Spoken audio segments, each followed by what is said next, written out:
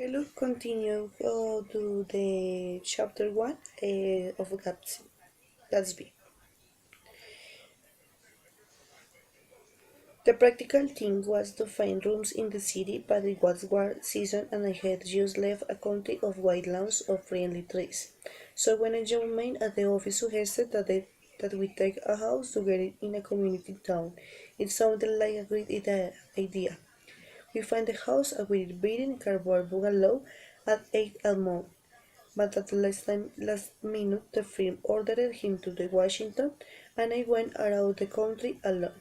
I had a dog. At least, I had him for few days until he ran away.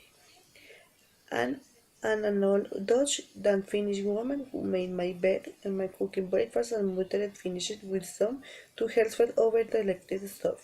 It was not lonely for a day or so until one morning some man some recently arrived at and I stopped on my road. How do you get to get H village? He asked hesitantly. I told him, and as I walked on it's a lonely no longer. I was a guide and pathfinder, an original settler. We had casually conferred on me the freedom on the neighbor.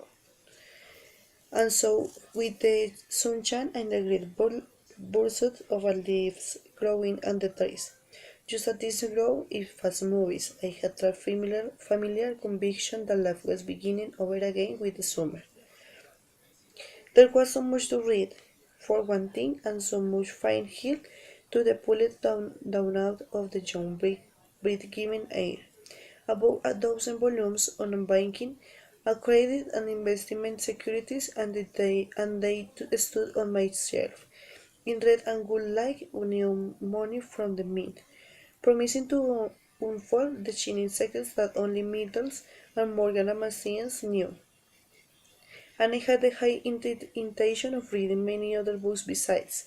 I was rather literal in college. One year, I wrote a series of very solemn and obviously editorials for the jail news. And now, I was going to bring back all such things into my lab and become again to the most limited of a specialist, the Will Rowland man. This isn't an epigram life. It's much more successful looked at from a single window after all. It was a matter of chance that I should have rented a house in one of the strangest communities in North America.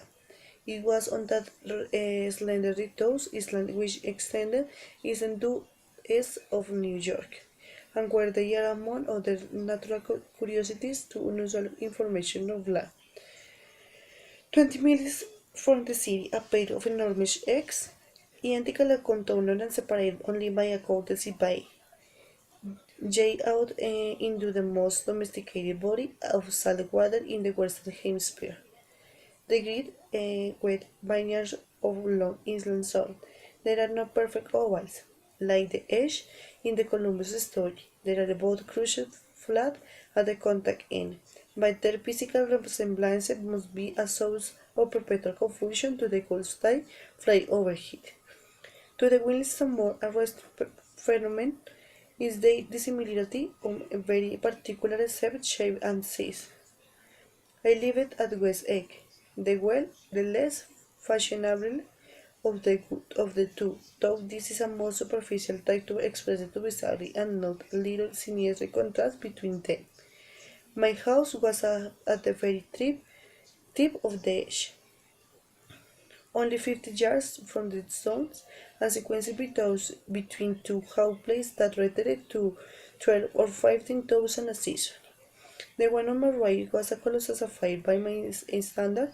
It was a factory imitation of some outer the Vision Normandy, with a tower on one side, spanking new under a dead bidder of red ivy, and maybe a swimming pool and more than 40 acres of lawn and the garden.